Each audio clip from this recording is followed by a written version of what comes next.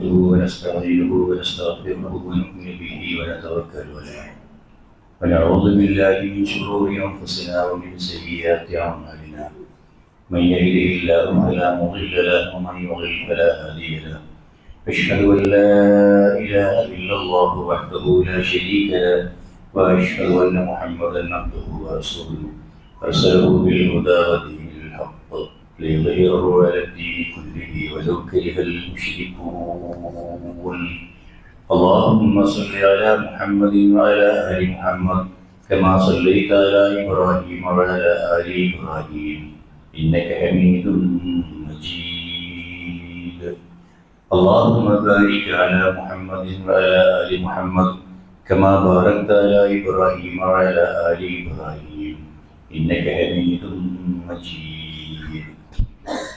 أما بعد فإن خير الكلام كلام الله وخير السنن سنن محمد صلى الله عليه وسلم وشر الأمور محدثاتها وكل محدثة بدعة وكل بدعة ضلالة أيها الإخوة والأخوات أوصيكم وإياي أولا بتقوى الله أعوذ بالله السميع العليم من الشيطان الرجيم يا أيها الذين آمنوا إن من أزواجكم وأولادكم عدوا لكم فاحذروهم وإن تعفوا واصفحوا وتغفروا فإن الله غفور رحيم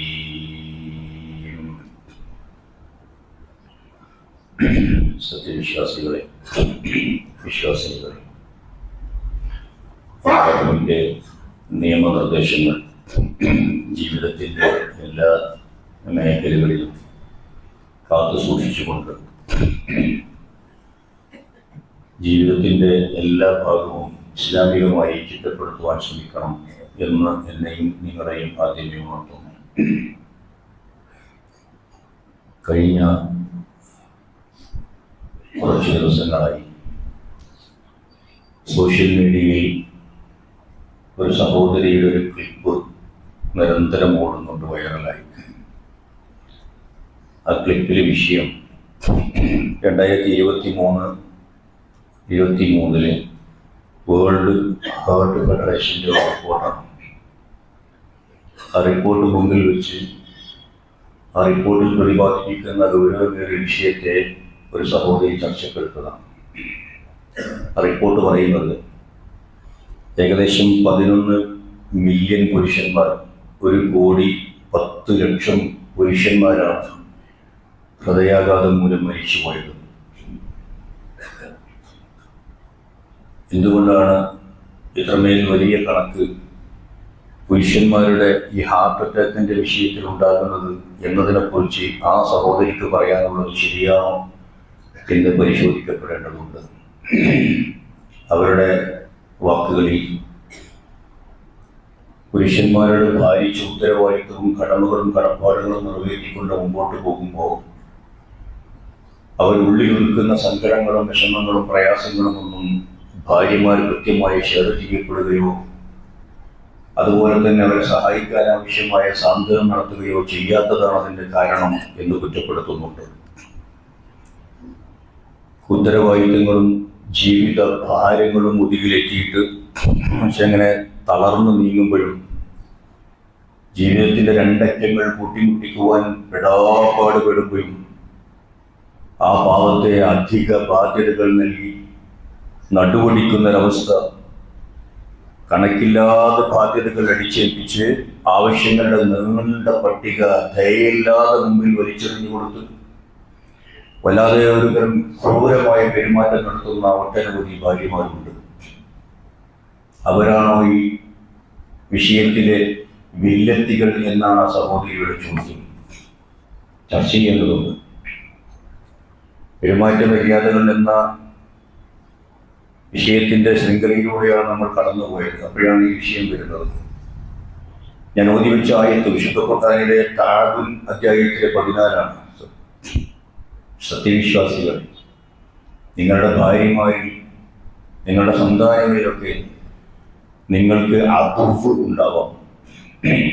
അതും എന്ന് പറഞ്ഞാൽ ശത്രു എന്നാണല്ലോ അർത്ഥം. ഫഹദറൂഹും, നിങ്ങൾ അവരെ സൂക്ഷിക്കണം. എന്നിട്ട് പറയുന്നു, നിങ്ങൾക്ക് അവർക്ക് വിട്ടുവീഴ്ച ചെയ്തു കൊടുക്കാനും മാപ്പാക്കാനും പൊറുക്കാനും ഒക്കെ സാധിക്കുന്നുവെങ്കിൽ അള്ളാഹു കരുണ കാണിക്കുന്നവരും നിങ്ങൾക്ക് മാപ്പ് നൽകുന്നവരുമാണ്. ആയത്തിന്റെ അവസാന ഭാഗത്തേക്ക് ചേർത്ത് ആദ്യത്തെ നിർദ്ദേശം വായിച്ചെടുത്താൽ, നിങ്ങൾ കണ്ണടക്കുകയും സഹിക്കുകയും മാപ്പാക്കുകയും പൊറുക്കുകയും ചെയ്യേണ്ട ഒരുപാട് സംഗതികൾ ദാമ്പത്യ ജീവിതത്തിൽ ഉണ്ടാകുമെന്ന് തന്നെയാണ്. ആശിറൂഹുന്ന ബിൽ മഅറൂഫ് എന്ന വിശുദ്ധ ഖുർആനിന്റെ നിർദ്ദേശമുണ്ട്. ഭാര്യമാരോട് പെരുമാറുന്നത് അവിടെ തഫ്സീറുകൾ എഴുതി വെച്ചിട്ടുണ്ട്. ഇഹ്തിമാലുൽ അദാ മിൻഹുന്ന, അവരിൽ നിന്നുണ്ടാകുന്ന എടങ്ങേറുകൾ സഹിക്കൽ ഈ മുആശറത്തിന്റെ ഭാഗമായി നിങ്ങൾ ഏറ്റെടുക്കണമെന്ന്. അപ്പൊ അങ്ങനെ വരുമ്പോൾ മനുഷ്യന്റെ ജീവിതത്തിൽ ഈ ശക്തൻ ദുർബലനെ, ഭരണാധികാരികൾ പ്രജയെ, ധനികൻ ദരിദ്രനെ ഒക്കെ ആക്രമിക്കാറുണ്ട്. അത് നമ്മൾ സ്ഥിരമായി കാണുന്നതാണ്. എന്നാൽ അതിൻ്റെ നേരെ ഓപ്പോസിറ്റ് ഉണ്ടാവാറുണ്ട്. വല്ലപ്പോഴും ഒക്കെ അങ്ങനെ ഉണ്ടാവാറുണ്ട്. ഇവിടെ കുടുംബത്തിൽ കുടുംബനാഥൻ പുരുഷനാണ്. ഈ കുടുംബനാഥനെ സംബന്ധിച്ചിടത്തോളം കുടുംബനാഥന്മാരായ പല പുരുഷന്മാരും സ്ത്രീകളെ ആക്രമിക്കുകയും പീഡിപ്പിക്കുകയും ചെയ്യുന്നവരുണ്ട്. അതൊരു യാഥാർത്ഥ്യമാണ്, ഇല്ലെന്ന് പറഞ്ഞിട്ട് കാര്യമില്ല. മറിച്ചുമുണ്ട്, തിരിച്ചുമുണ്ട്. ചില സന്ദർഭങ്ങളിലൊക്കെ ഭർത്താവ് ഭാര്യയാൽ പീഡിപ്പിക്കപ്പെടുന്ന അവസ്ഥയുണ്ട്. ആ പീഡനം ഒരുപക്ഷെ ശാരീരികമായിരിക്കണമെന്നില്ല, മാനസികമാവാം. എട്ടങ്ങേറാക്കലുകളും ബുദ്ധിമുട്ടാക്കലുകളും മാനസികമായി തളർത്തിക്കളയലും ഭാരം വഹിപ്പിക്കലും അങ്ങനെ അങ്ങനെ അങ്ങനെ എടുക്കാൻ കഴിയാത്ത ചുമട് കയറ്റിക്കൊണ്ടാവാം. ഇതിന്റെ വിവിധ രൂപങ്ങളുണ്ട്. പുരുഷന്മാരായ ഭർത്താക്കന്മാരെ സ്ത്രീകളായ ഭാര്യമാർ എന്താ പറയുക, പീഡിപ്പിക്കുക എന്ന് പറഞ്ഞാൽ ഞാൻ പീഡിക്കുന്നില്ല. എടങ്ങേറാക്കുന്നതിൻ്റെ ചില വശങ്ങളിലൂടെ നമുക്ക് കടന്നു പോകാം. ഒന്ന്, ഭർത്താവിനെ ഭാര്യ ധിക്കരിക്കുക, അനുസരിക്കാതിരിക്കുക. വളരെ പ്രധാനപ്പെട്ട ഒരു സംഭവമാണ്. അത് പല വീടുകളിലുമുണ്ട്. അനുസരിക്കൂല എന്നൊക്കെ പറഞ്ഞാൽ ധിക്കരിക്കും. എന്ത് കൽപ്പിച്ചാലും ധിക്കരിക്കും. മർഅത്തുൻ സ്വാലിഹത്തിന്റെ ഗുണമായി എണ്ണുന്നിടത്ത് ഇതാ അമർത്തഹ അതാഅത്തുക എന്നുണ്ട്. ആ ഹദീസ് കേൾക്കാൻ സ്ത്രീകൾക്ക് ഇഷ്ടമാണ്. ദുനിയാവിൽ ഏറ്റവും മൂല്യമുള്ള most precious thing in this world എന്ന് പറയുന്ന സാധനം ഒരു മർഅത്താണ്, സ്ത്രീയാണെന്ന് പറയുന്നത് ഊറ്റത്തോടുകൂടി അവർ കേട്ടിരിക്കുന്നത്. പക്ഷേ ഇതാ അമർത്തഹ അതാഅത്തുക എന്ന ഭാഗം അനുസരിക്കൂല. അങ്ങനത്തെ ഇത് മുഴുവൻ ഭാര്യമാരെ കുറിച്ചുമല്ല, ചില ഭാര്യമാരെ കുറിച്ചാണ്. ശബ്ദം കേൾക്കുന്ന സഹോദരിമാർക്ക് ഇത് നിങ്ങളെക്കുറിച്ചാണ് തോന്നുന്നതെങ്കിൽ അപകടമുണ്ട് എന്ന് മനസ്സിലാക്കുക. നിങ്ങളെക്കുറിച്ചല്ല ശരിക്കും, ഈ സ്വഭാവമുള്ളവരെ കുറിച്ചാണ്. സ്വഭാവമുള്ളവർക്ക് ഇത് എന്നെ കുറിച്ചാണെന്ന് തോന്നുന്നു. അങ്ങനെ തോന്നുന്നുവെങ്കിൽ തിരുത്തണമെന്ന് വിനീതമായി അപേക്ഷിക്കുകയാണ്. ഭർത്താവിന് 5 പൈസയുടെ വില കൽപ്പിക്കാത്ത എത്ര ഭാര്യമാരുണ്ട്? 5 കായ്ക്ക് വില കൽപ്പിക്കാത്തവർ കടുത്ത കുറ്റമാണ് ചെയ്യുന്നത്, കടുത്ത കുറ്റം. മാനസികമായി വേദന തിന്നാൽ ഒരു പുരുഷനെ സംബന്ധിച്ചിടത്തോളം ഇതുപോലെ ഭർത്താവിന്റെ കീഴിൽ അനുസരണയോടുകൂടി ജീവിക്കേണ്ടവളാണ് ഞാനെന്ന ബോധം എന്നാണ് ഈ സഹോദരിമാർക്കുണ്ടാവുക. യഥാർത്ഥത്തിൽ ഭർത്താവിനെ അനുസരിച്ചുകൊണ്ട് ജീവിക്കല്ലേ വേണ്ടത്. അർരിജാലു ഖവ്വാമൂന അലൻ നിസാ ബിമാ ഫളലല്ലാഹു ബഅദഹും അലാ ബഅദ്. ആയത്ത് ആരൊക്കെ വിമർശിച്ചാലും ശരി, ഒരു യാഥാർത്ഥ്യമാണ്. അള്ളാഹു ചിലരെക്കാൾ ഫള് നൽകി ആദരിച്ചിട്ടുണ്ട്. അത് പുരുഷന്റെ മേൽ, സ്ത്രീക്ക് മേൽ പുരുഷൻ എന്ന അവസ്ഥ ഒരു ഫള് നൽകിയിട്ടുണ്ട്. അതിന്റെ കാരണങ്ങളും പറയുന്നുണ്ട്. അതുകൊണ്ട് തന്നെ പുരുഷന് കീഴിൽ ജീവിക്കുക എന്ന അവസ്ഥ തന്നെയാണ് ഇസ്ലാമിക ദാമ്പത്യത്തിലുള്ളത്. പുരുഷനാണ് അതിൻ്റെ സ്റ്റിയറിംഗ് സീറ്റിൽ ഇരിക്കേണ്ടത്, ഡ്രൈവിംഗ് സീറ്റിൽ ഇരിക്കേണ്ടത്. അമരത്ത് പുരുഷനാണ് ഉണ്ടാവേണ്ടത്. അവിടെ സന്തോഷപൂർവ്വം അവന്റെ കീഴിൽ ഇങ്ങനെ ജീവിച്ചു പോകുന്ന അവസ്ഥ. അടിമയാവണമെന്ന് ആരും പറഞ്ഞിട്ടില്ല, അനുസരിക്കേണ്ടതുണ്ട്. ഇദാ സ്വല്ലത്തിൽ മർഅത്തു ഖംസഹ വസാമത്ത് ശഹ്റഹ വഹഫിളത് ഫർജഹ വഅതാഅത് സൗജഹ. ഈ 4 കാര്യങ്ങളുണ്ടായാൽ ഖീല ലഹ ഉദ്ഖുലി അൽ ജന്ന മിൻ അയ്യി അബ്വാബിൽ ജന്ന ശിഅതി. ഓ സഹോദരി, നിനക്ക് ഇഷ്ടമുള്ള സ്വർഗത്തിന്റെ കവാടങ്ങളിലൂടെ നിനക്ക് പാഞ്ഞ് കയറാം. പക്ഷെ നീ എന്ത് ചെയ്യണമെന്നറിയോ? ഈ 4 കാര്യങ്ങൾ ഉണ്ടാകണം. ഇദാ സ്വല്ലത്ത് ഖംസഹ, 5 നേരം കൃത്യമായി നമസ്കരിക്കണം. വസ്വാമത്ത് ശഹ്റഹ, റമളാനിൽ നോമ്പനുഷ്ഠിക്കണം. മതിയോ? വഹഫിളത് ഫർജഹ, പാതിവൃത്തം കാത്തു സൂക്ഷിക്കണം. വഅതാഅത് സൗജഹ, ഭർത്താവിനെ പൂർണ്ണമായി അനുസരിക്കണം. ഇതിൽ 3 ഓക്കെ, 4മത്തത് ഓക്കെ അല്ല. സ്വർഗത്തിലേക്ക് അങ്ങനെ പാഞ്ഞു കയറാൻ പറ്റും എന്ന കണ്ടീഷൻ ഇല്ലാതെയാകുന്നു. 1 ചെയ്യുന്നുള്ളൂ, 3 ചെയ്യുന്നില്ല, ഇല്ലാതെയാകുന്നു എന്ന വിഷയം ഗൗരവബുദ്ധിയ സഹോദരിമാരുടെ മനസ്സിലുണ്ടാവണം. ഒരു സഹോദരി പ്രവാചകന്റെ പക്കൽ നിന്ന് ഭർത്താവിനെ കുറിച്ചുള്ള ചോദ്യം വന്നല്ലോ. എൻ്റെ സംഭവം മുഴുവൻ പറയാൻ സമയമില്ല. ആ ചോദ്യം ഇങ്ങനെയായിരുന്നു: അദാത്ത് സൗജിൻ അൻതി, ഭർത്താവുള്ളയാളാണോ? അതെ. കൈഫ അൻതി ലഹു, ആ ചോദ്യം നീയും ഭർത്താവും തമ്മിലുള്ള പെരുമാറ്റം എങ്ങനെയാണ്? ഈ ചോദ്യമാണ് ഒരു ഭാര്യ പദവി അലങ്കരിച്ച് മരിച്ചുപോയ ഓരോ സ്ത്രീയും പരലോകത്ത് ഏറ്റവും കടുപ്പമേറിയത് എന്ന് അന്ന് നമ്മളെ ഹദീസ് ഗ്രന്ഥങ്ങൾ സൂചിപ്പിക്കുന്നു. അവരുടെ ഭർത്താവിനെ കുറിച്ച്. ഭർത്താവിന്റെ ഊരും പേരും അഡ്രസ്സും തറവാടും താരവും ഒന്നുമല്ല ചോദിക്കുന്നത്. എന്നാണ്. എങ്ങനെയായിരുന്നു മുആമലത്ത്? നിങ്ങൾ എങ്ങനെയായിരുന്നു കൂടെ താമസിക്കുമ്പോൾ പെരുമാറിയത്? ആ പെരുമാറ്റം എങ്ങനെയായിരുന്നു? തോറ്റുപോയാൽ ബാക്കിയുള്ള ചോദ്യത്തിന് മുഴുവനും ആൻസർ ശരിയായാലും നരകത്തിൽ പോവേണ്ടി വരും എന്ന് നമുക്ക് ഓർമ്മ വേണം. റസൂൽ ചോദിച്ചു, എന്നിട്ട് വിനയത്തോടു കൂടിയാണോ നീ ഭർത്താവിനോട് പെരുമാറാറുള്ളത്? റസൂലിന്റെ ചോദ്യം. അവൾ പറഞ്ഞു, ഞാൻ ബാധ്യതകൾ നിറവേറ്റാൻ പരമാവധി ശ്രമിക്കാറുണ്ട്. ഇരുട്ടും അസ്വസ്ഥതയും വന്നു ചേരുമ്പോൾ മാത്രമേ വല്ല വീഴ്ചയും വന്നു പോവാറുള്ളൂ. നബി തിരുമേനി വീണ്ടും ചോദിച്ചു, നിന്റെ ഭർത്താവ് നിന്നെക്കുറിച്ച് പൂർണ്ണമായും സംതൃപ്തി ഉള്ളവനാണോ? എന്നിട്ട് പ്രവാചകൻ പഠിപ്പിച്ചു കൊടുത്തു,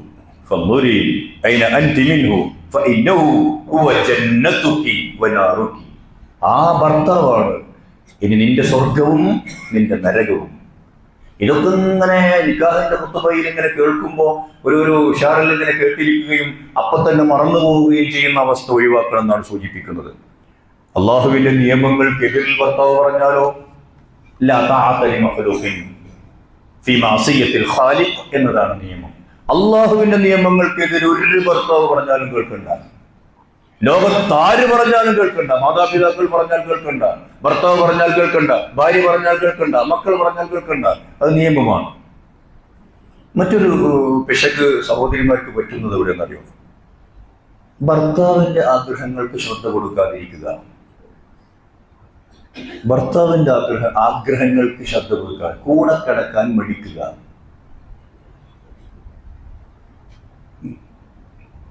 യഥാർത്ഥത്തിൽ ഭർത്താവിന്റെ സകല ആഗ്രഹങ്ങളുടെയും കൂടെയായിരിക്കണം ഭാര്യ നിൽക്കേണ്ടത്. അതിൽ ഒരു ഹദീസുണ്ട്, ഇദാ ദഅ റജുലു ഇംറഅതഹു ഇലാ ഫിറാശിഹി ഫഅബത്. ഭർത്താവ് അയാളുടെ ഇംഗിതം സാധിച്ചു കിട്ടാൻ വേണ്ടി ഭാര്യയോട് ആവശ്യപ്പെടുന്നു, എന്നാൽ അവൾ നിരസിക്കുന്നു. ചിലർക്കൊരു ഈഗോ ആ സമയത്തുണ്ടാകും.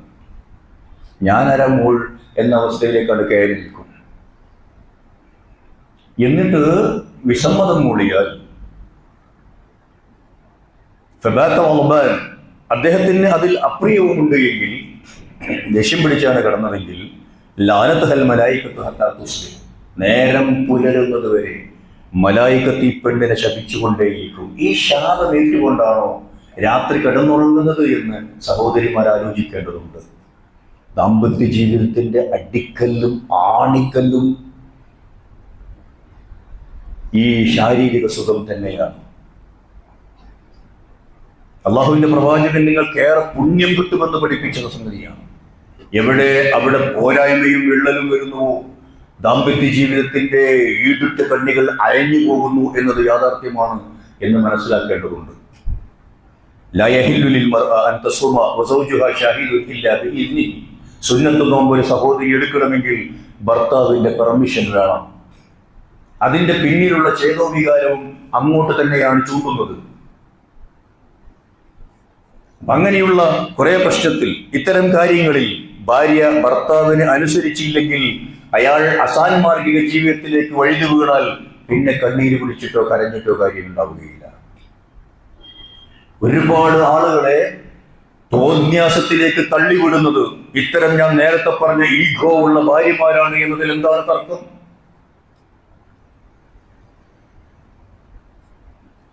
അതുകൊണ്ട് അത്തരത്തിലുള്ള സംഗതികളൊക്കെ നമ്മൾ പഠിക്കേണ്ടതുണ്ട്. മറ്റൊന്ന്, നേരത്തെ പറഞ്ഞ ഹദീസിന്റെ 3-ാമത്തെ ഭാഗത്ത് പറയുന്നുണ്ട്, ഭർത്താവിന്റെ അസാന്നിധ്യത്തിൽ കാക്കേണ്ടതൊക്കെ കാക്കണം, സംരക്ഷിക്കേണ്ടതൊക്കെ സംരക്ഷിക്കണം. ഭർത്താവിന് അപ്രിയരായ ആളുകളെ വീട്ടിൽ പ്രവേശിപ്പിക്കാൻ പാടില്ല. അങ്ങനെ ഇഷ്ടമില്ലാത്ത ആളുകളെ വീട്ടിൽ പ്രവേശിപ്പിക്കുക. ഭർത്താവ് ഇല്ലാത്ത സന്ദർഭങ്ങളിൽ അവിടെ പലരും വേറെ ചിലർ സൊള്ളാനോ സുറക്കാനോ ഒക്കെ വരിക, രഹസ്യ കാമുകന്മാരുമായി ചാറ്റിംഗ് നടത്തുക, അങ്ങനെ പഴയ പ്രണയബന്ധങ്ങൾ പുതുക്കുക. 6 വിഭാഗം സ്ത്രീകളെ കല്യാണം കഴിക്കാൻ പാടില്ലാത്തതായി രേഖപ്പെടുത്തുന്നുണ്ട്. 6 അറബി പദങ്ങൾ, 6 ക്വാളിറ്റി ഉണ്ടെങ്കിൽ ഈ 6 ക്വാളിറ്റി ഉള്ളവരെ നിങ്ങൾ വിവാഹം കഴിക്കരുത് നിർദ്ദേശമുണ്ട്. അത് ഒന്നാരാന്ന് അറിയോ? ഹന്നാന. ഹന്നാന അല്ലതി തഹിന്നു ഇലാ റജുലിൻ ആഖർ വയറ സൗജിഹ. ഭർത്താവല്ലാത്ത മറ്റൊരാളോട് മാനസികമായി ആകർഷകത്വമുള്ള മനസ്സ് അവിടെയും ശരീരം ഇവിടെയും എന്ന് പറയുന്ന അവസ്ഥയിൽ സ്ത്രീകളുണ്ടെങ്കിൽ ഭാര്യയാവാൻ കൊള്ളൂല എന്ന് മനസ്സിലാക്കുക. മറ്റൊന്ന്, യാതൊരു ന്യായവും കൂടാതെ ഭർത്താവിന്റെ സമ്പത്ത് കൊണ്ട് കളിക്കുന്ന സ്ത്രീകളുണ്ട്. പാടുപെട്ട് എല്ലുമുറിയെ പണിയെടുത്ത് അധ്വാനിച്ചുണ്ടാക്കുന്ന കാശുകൾ ലക്കും ലഗാനമില്ലാതെ ചെലവഴിക്കുന്ന സ്ത്രീകൾ. ഭർത്താവിന്റെ സ്വത്തും സമ്പത്തും അതുപോലെ തന്നെ ഇതൊക്കെ സംരക്ഷിക്കാനല്ലേ ഒരു ഭാര്യ? ഹിഫ്ദുൽ മാൽ الرجال قوامون على النساء എന്നിടത്ത് വസ്വാലിഹാത്തു ഖാനിതാത്തുൻ ഹാഫിളാത്തുൻ ലിൽ ഗൈബി മാ ഹഫിളല്ലാഹ് എന്ന് പറഞ്ഞിടത്ത് ഇതൊക്കെ പൊതുവെ സംരക്ഷിക്കേണ്ടത് മുഴുവൻ സംരക്ഷിക്കണം. അതിൽ അന്തസ്സും അഭിമാനവും ചാരിത്ര്യവും ഒക്കെ സംരക്ഷിക്കുന്നതോടൊപ്പം ഭർത്താവിന് വേണ്ടി മക്കളെയും സമ്പത്തിനെയും ഒക്കെ സംരക്ഷിക്കണ്ടേ, അഭിമാനത്തെ സംരക്ഷിക്കണ്ടേ? ഇതൊക്കെ സംരക്ഷിക്കുന്ന ഒരവസ്ഥയാണ്. ഖുറൈശി സ്ത്രീകളെ കുറിച്ച് അള്ളാഹുവിന്റെ പ്രവാചകൻ പ്രശംസിച്ച് പറഞ്ഞത് അങ്ങനെയാണ്. അതൊരു വീട് പുലർത്താനും ഒരു കുടുംബത്തെ എങ്ങനെ മാനേജ് ചെയ്ത് കൊണ്ടുപോകാനുമുള്ള അറിവുണ്ടായിരുന്നു. അതാണ് ഒരു സ്ത്രീ പഠിക്കേണ്ടത്. അതാണ് പെൺകുട്ടികളെ പഠിപ്പിക്കേണ്ടത്. എങ്ങനെയാണ് ഒരു ഭർത്താവിനെയും ഭർത്താവിൽ നിന്ന് എനിക്കുണ്ടാകുന്ന കുഞ്ഞുങ്ങളെയും ആ ഭർത്താവും കുഞ്ഞുങ്ങളുമായി രൂപപ്പെട്ടുണ്ടാകുന്ന ഒരു ഫാമിലിയും ഞാൻ എങ്ങനെ മാനേജ് ചെയ്ത് കൊണ്ടുപോകണം? ഇതാണ് പഠിപ്പിക്കാത്തത്. ഇതാണ് കല്യാണം കഴിക്കുന്നതിന് മുമ്പ് പെൺകുട്ടികൾക്ക് എടുത്തു കൊടുക്കേണ്ട ക്ലാസ്സുകൾ. മറ്റൊന്ന്, ഭർത്താവിന് കഴിയാത്ത കാര്യങ്ങളിൽ ഈ എന്താ പറയാ ബഡ്ജറ്റ് ഉണ്ടല്ലോ, ആ സംഗതികൾ പ്ലാനിങ് തീരെ ഇല്ലാത്ത അവസ്ഥ. ഭർത്താവിനെ കൊണ്ട് കഴിയാത്ത കാര്യങ്ങളിൽ ചെലവ് ചെയ്യാൻ നിർബന്ധിക്കുക. ഇംറഅത്തുൻ തുഹ്മിൽ സൗജഹാ മാ ലാ യതീഖ് നരകത്തിലുള്ള സ്ത്രീയുടെ ലക്ഷണമായി പറയുന്നു. തുഹ്മിൽ സൗജഹാ മാ ലാ യതീഖ്. ഒരു ഭാര്യ അറിയണം, പൂർണ്ണമായിട്ടില്ലെങ്കിലും ഏകദേശമെങ്കിലും ഒരു ഭർത്താവിന് എത്ര വരുമാനമുണ്ട് എന്ന്. ബുദ്ധിയുള്ള ഭർത്താക്കന്മാർ പക്ഷേ പൂർണ്ണമായി പറഞ്ഞു എന്ന് വരില്ല. ഏകദേശം ഇത്രയുണ്ട് എങ്കിലും അറിയണം. അതിൻ്റെ ഉള്ളിലുള്ള ബഡ്ജറ്റുകളും അതുപോലെ തന്നെ ലിസ്റ്റുകളെ ഉണ്ടാക്കാൻ പോകുന്നു. നോക്കൂ, നിങ്ങൾ 2ാമത്തെ പെണ്ണ് കല്യാണം കഴിക്കാൻ കൊള്ളാത്തത് ഹദ്ദാത്തയാണ്. അല്ലദീ തശ്തഹി കുല്ലു മാ തഖ അലൈഹി ഐനഹാ ഫതുർഹിഖു സൗജഹാ വതുകല്ലിഫുഹു മാ ലാ യതീഖ്. കണ്ണിൽ കണ്ടതൊക്കെ വാങ്ങണം. അങ്ങാടി കൂടെ വണ്ടിയിൽ കൊണ്ടുപോകാൻ വയ്യാത്ത അവസ്ഥ, ഏതെങ്കിലും ഒരു മാളിലേക്കോ സംഗതിയിലേക്കോ കയറ്റാൻ വയ്യാത്ത അവസ്ഥ. ഇത് തന്നെയല്ലേ ഏറെക്കുറെ എല്ലാ സ്ത്രീകളുടെയും അവസ്ഥ? കണ്ണിൽ കണ്ടതൊക്കെ പർച്ചേസിംഗ് മൂഡിൽ മാത്രം ജീവിക്കുന്ന കുറെ സ്ത്രീകൾ. കല്യാണം കഴിക്കാൻ കൊള്ളൂല എന്നാണ് എഴുതി വെച്ചത്. ഹദ്ദാത്തയാണ് അവൾ.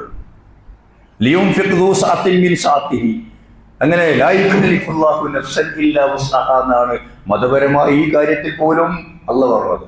അവിടെ പോലും കഴിവിൻ്റെ പരമാവധി കഴിയുന്നത്ര ചെയ്താൽ മതി. അതുപോലും നമ്മൾ കണക്കാക്കാറില്ല. എല്ലാ പ്രോഗ്രാമുകൾക്കും പോകണം, എല്ലാറ്റിനും പുതിയ വസ്ത്രങ്ങൾ വേണം. ആ വസ്ത്രങ്ങൾ കമ്പയർ ചെയ്യുന്നതോ നാട്ടിലെ ഏറ്റവും സമ്പന്നന്റെ ഭാര്യയുടെ ഏതാണോ അതിനോടാണ്.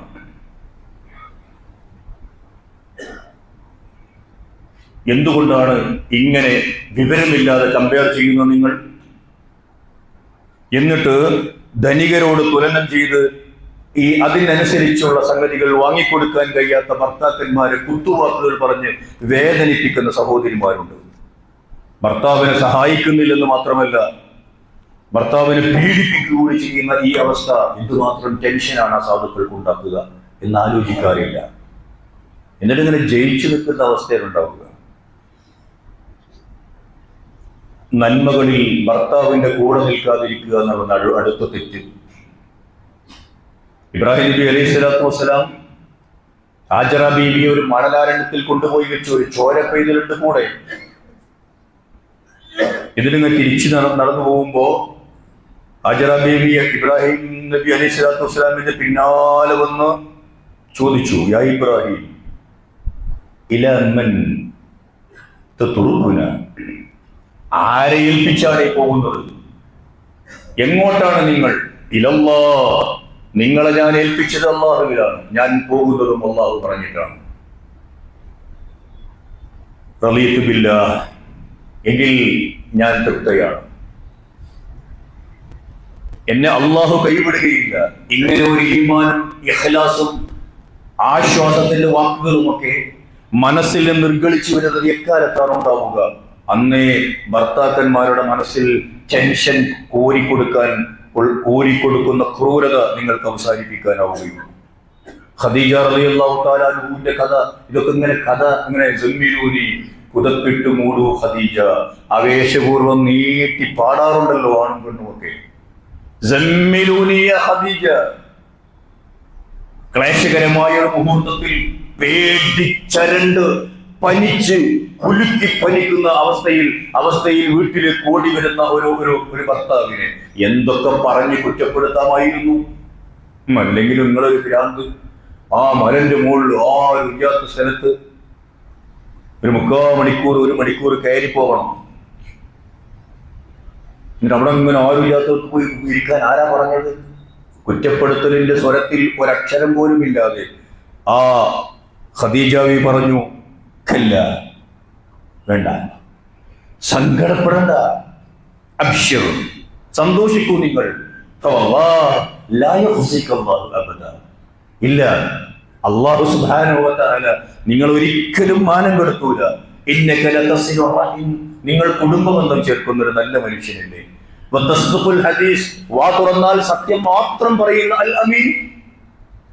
വതഹ്മിലുൽ കൽ വതഖരി അല്ലൈഹ്, ദുരിതബാധിതരുടെ ദുരന്തങ്ങളുള്ള ആളുകളുടെയൊക്കെ പ്രയാസങ്ങളും വിഷമങ്ങളും നേർക്ക് നേരെ ഏറ്റെടുക്കുന്നവൻ, അതിഥികളെ വല്ലാതെ ഇഷ്ടപ്പെടുകയും സഹായിക്കുകയും ചെയ്യുന്നവൻ, സത്യത്തിന് വേണ്ടി പൊരുതുന്നവൻ. അങ്ങനെ പോകുന്നു ആ പുകയ്ക്കലുകൾ. നമുക്ക് വിഷമത്തോടുകൂടി ഒരു ഭർത്താവ് വന്നു നിൽക്കുമ്പോ കുറ്റപ്പെടുത്തലിന്റെ കൊട്ട തലയിലൂടെ വെച്ച് മൂടുകയല്ല ചെയ്തത്. സമാശ്വാസത്തിന്റെ പുകഴ്ത്തലുകളുടെ പ്രശംസയുടെ പൂമാലകൾ ഒന്നാമത് കഴുത്തിൽ ഇങ്ങനെ അണിഞ്ഞു കൊടുക്കുക. ആശ്വാസത്തിന്റെ. ഇതാണ് മാക്സിമം സപ്പോർട്ട് ചെയ്യണം ഭർത്താവിനെ ഭാര്യമാർ, മാക്സിമം സപ്പോർട്ട് ചെയ്യണം. അങ്ങനെ സപ്പോർട്ട് ചെയ്യുന്ന ആളുകൾക്കാണ് ആശ്വാസങ്ങൾ ഉണ്ടാവുക. ഭർത്താവിനെ അവഗണിക്കുക എന്നൊരു കുറ്റവും ചില ഭാര്യമാർ ചെയ്യുന്നുണ്ട്. പരിഗണിക്കാതിരിക്കുക, മറ്റുള്ളവരുടെ മുമ്പിൽ വില കുറച്ച് വർത്താനം പറയുക, കുടുംബകാര്യങ്ങളിൽ തീരുമാനമെടുക്കുമ്പോൾ മൂപ്പരെ അവഗണിക്കുക, മക്കളുടെ മുമ്പിൽ വാപ്പായെ വല്ലാതെ കൊച്ചാക്കി സംസാരിക്കുക, പ്രായമായാൽ ഭർത്താക്കന്മാരെ പരിഗണിക്കാതെ മക്കളുടെ ആവശ്യങ്ങൾക്ക് മാത്രം ജീവിക്കുക. ഇതൊരു മുടക്കാച്ചരക്ക് ഭർത്താവ് എന്ന സാധനം. ഇതൊക്കെയും തെറ്റാണ്.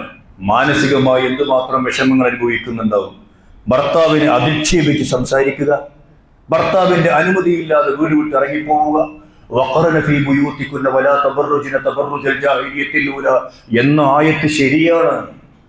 ആയത്തിനെ നമ്മൾ വിമർശിച്ചത്, ആ ആയത്ത് പള്ളിയിലേക്ക് പോകുന്നതിന്, സ്ത്രീകൾ പള്ളിയിലേക്ക് പോകുന്നതിന് എതിരാണെന്ന് ദുർവ്യാഖ്യാനം ചെയ്തപ്പോഴാണ്.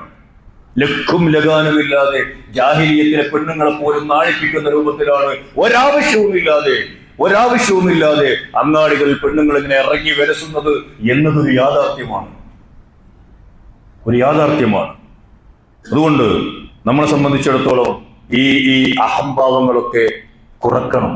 അഹംഭാവത്തോടു കൂടി ഭർത്താവിന്റെ മുമ്പിൽ പ്രതികരിക്കുന്ന ഭാര്യ എന്ന് പറയുന്ന പദവിക്ക് യോജിച്ചവളല്ല. അടുത്ത കുറ്റം, ഭർത്താവിന്റെ മാതാപിതാക്കളെയും ബന്ധുക്കളെയും ദ്രോഹിക്കുക. അവരുടെ സഹോദരി ഭർത്താക്കന്മാർ ചെയ്യുന്നത് എടുത്തു പറഞ്ഞിങ്ങനെ കുറ്റപ്പെടുത്തുക. ഇളച്ചനും മുത്തച്ഛനുമൊക്കെ വേറെ ഏതെങ്കിലുമൊക്കെ പദവിയുള്ളവരോ വരുമാനമുള്ളവരോ സൗകര്യങ്ങളുള്ളവരോ കഴിവുള്ളവരോ ആവൂലേ? അങ്ങോട്ട് ഇങ്ങനെ പറഞ്ഞ് ഇവനെ മാക്സിമം തളർത്തുക, മാനസികമായി തളർത്തുക എന്ന ക്രൂരത. കല്യാണം കഴിക്കാൻ കൊള്ളാത്തവളാണ്, അന്നാനയാണ് ആ പെണ്ണ്. അല്ലത്തി തക്സിറുൽ അനീൻ വശക്ഫ ഫഹിയ മുതനാരിറത്തുൻ ദൗമ. കംപ്ലൈന്റ് ബോക്സുകളെ നിങ്ങൾ കല്യാണം കഴിക്കേണ്ടതാണ്. അപ്പൊ ഇതൊക്കെ ശ്രദ്ധിക്കേണ്ട കാര്യങ്ങളാണ്. ശ്രദ്ധിക്കേണ്ട കുറേ കാര്യങ്ങളുണ്ട് ദാമ്പത്യ ജീവിതത്തിൽ എന്നാണ് സൂചിപ്പിക്കുന്നത്. ഇതൊക്കെ ശ്രദ്ധിച്ച് ജീവിക്കുവാൻ അള്ളാഹു നമ്മെ തുണക്കുമാറാകട്ടെ.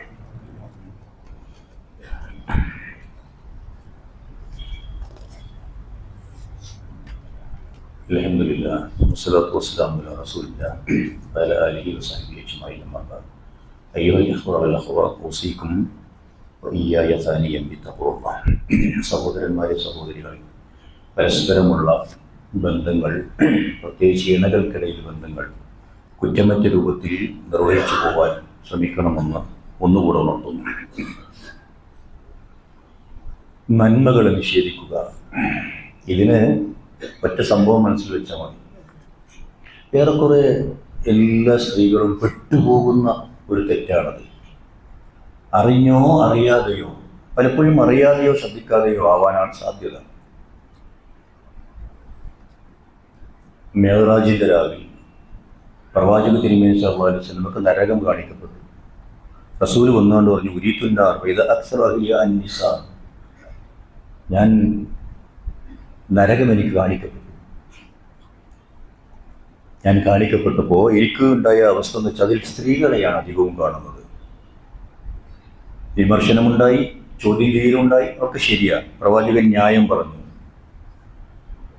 ചോദിച്ചു അവരോട്, എതിർത്ത സ്ത്രീകളോട്, യക്ഫുർന ബില്ലാഹ് യക്ഫുർനൽ അശീർ യക്ഫുർനൽ ഇഹ്സാൻ.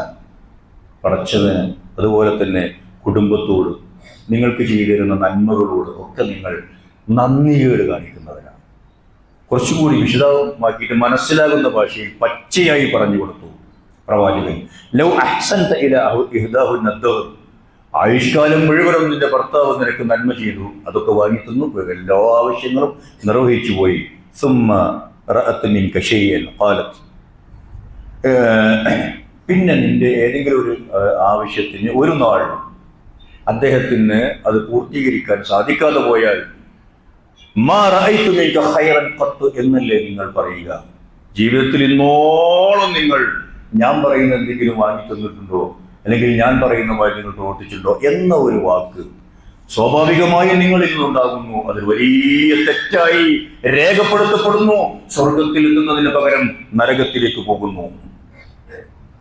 പിന്നൊരു കുഴപ്പമുള്ളതെന്ന് പറയാം, കല്യാണം കഴിക്കാൻ പാടില്ലാത്ത അടുത്ത ഒരു ഗ്രൂപ്പ് അൽ മന്നാന എന്ന് പറഞ്ഞാൽ അല്ലെങ്കിൽ തമുന്നു അലാ സൗജിഹാ ബിമാ തഫ്അൽ. ഭർത്താവും ഭാര്യയും മക്കളുടെ ജീവിതത്തിൽ ഒരുപാട് സേവനങ്ങൾ അങ്ങോട്ടും ഇങ്ങോട്ടും ചെയ്യണം. ഓരോന്നും എടുത്തു പറയുക. എന്നിട്ടൊരു കണക്ക് പുസ്തകം, സ്നേഹത്തിന്റെ കണക്ക് പുസ്തകം. ഞാൻ നിങ്ങൾ അങ്ങനെ സ്നേഹിക്കുന്നുണ്ട്, ഇങ്ങനെ സ്നേഹിക്കുന്നു, അതിൻ്റെ ഇങ്ങനെ കണക്ക് പറഞ്ഞുകൊണ്ടിരിക്കുക.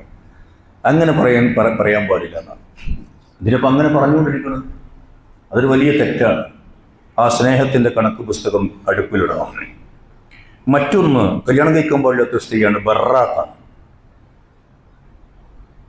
ജീവിതത്തിന്റെ അധിക സമയവും കണ്ണാടിക്ക് മുമ്പിൽ, അല്ലെങ്കിൽ സൗന്ദര്യ സംവർദ്ധക വസ്തുക്കളുടെ ഒരു മൂലയുണ്ടാകും ഇപ്പോൾ എല്ലാ വീട്ടിലും, അവിടെ ഫോമാക്ക് തന്നെ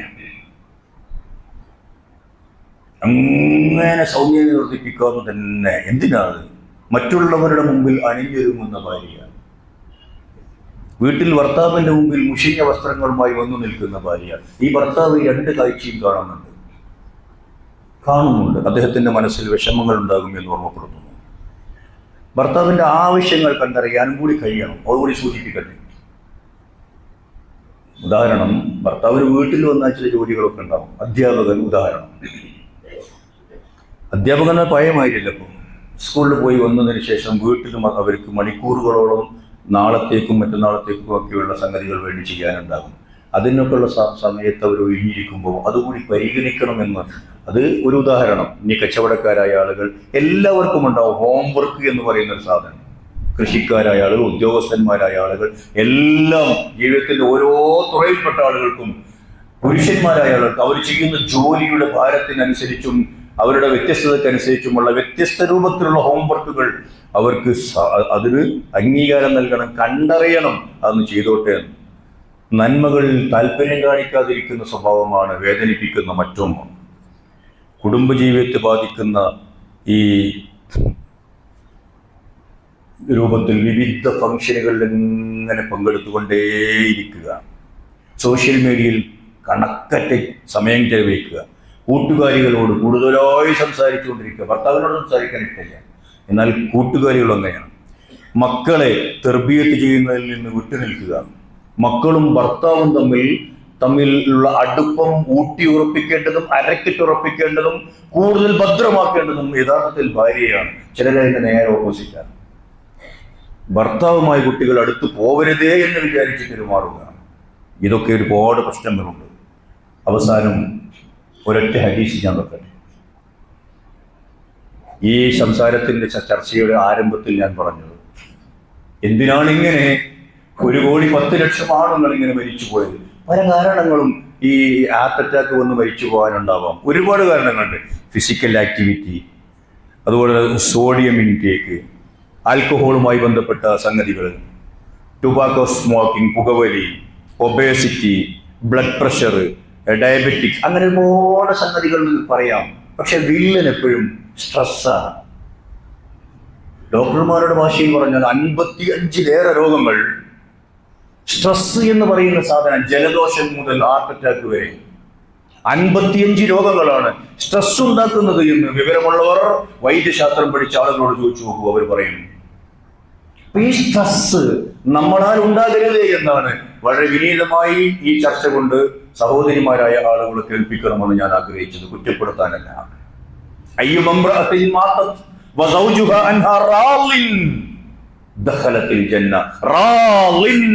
എന്നത് ബോൾഡും അണ്ടർലൈനുമായി കിടക്കട്ടെ. ഒരു പെണ്ണ് മരിച്ചു പിരിയുമ്പോ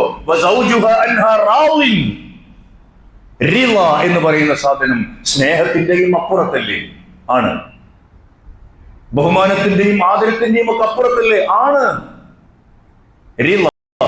സംപ്രീതനെങ്കിൽ, തൃപ്തിയുള്ളവരെങ്കിൽ ഒരുപാട് മെനക്കെടുണ്ടായിരുന്നു. എപ്പോഴാണ് മരിച്ചു പിരിയുക അറിയില്ലല്ലോ, ഏത് നിമിഷവും ആവാം.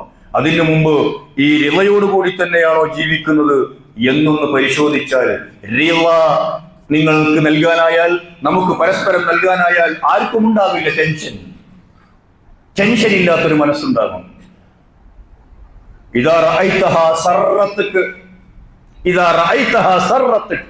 ആ കൺമണിയെ, തന്റെ പ്രിയതമയെ കാണുന്ന മാത്രയിൽ വല്ലാത്തൊരു സായുജ്യവും സംതൃപ്തിയും സന്തോഷവും വന്നു ചേരും.